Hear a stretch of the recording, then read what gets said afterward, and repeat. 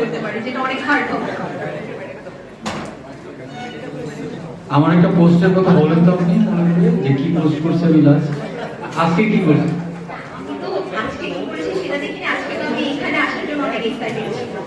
কিন্তু জীবন অনেক কষ্টের, জীবন অনেক ভয়ঙ্কর টাইপ কোশ্চেন থাকে না, এই সব কিছু কি আপনি বিগ সিটি এন্টারটেইনমেন্টের ট্রেলারে দেখতে পেরেছেন?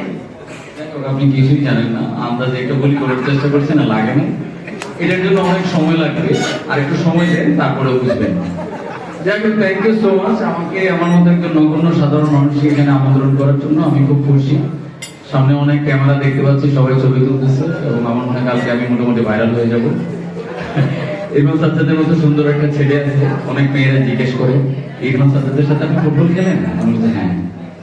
তো যাই হোক, যেটা বলার উদ্দেশ্য, সাজ্জাদ অনেক কথাই বলে দিচ্ছে যে নতুন যদি কেউ আসেন এই মিডিয়াতে, আমাদের প্রত্যাশাটা একটু বেশি থাকে। সেই জায়গা থেকে বিগ সিটি এন্টারটেইনমেন্টের কাছেও আমাদেরও সেই প্রত্যাশা, নতুন পুরনো সব ধরনের গল্প, মানে শুধু ভিউ হবে, ভাইরাল হবে, এইটার দিকে না নজর দিয়ে আমরা যেন একটু মানে একটু সুস্থ শিল্প চর্চাটা করি। শিল্প এবং কমার্স একই সাথে একটা বন্ধুত্বপূর্ণ সম্পর্ক থাকে, তো আমরা যেন দুইটাই করি।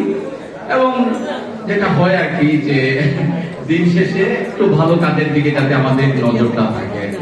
Thank you so much, congratulations and okay, হয়েছে হয়েছে, প্রশ্ন করুন। ইউটিউবে আপনার বুবলির সাথে একটা গান ট্রেন্ডিং এ আছে নাচতে। আমরা আসছি অন্য একটা প্রোগ্রাম, এই বিষয় নিয়ে কথা না বলি, ঠিক আছে?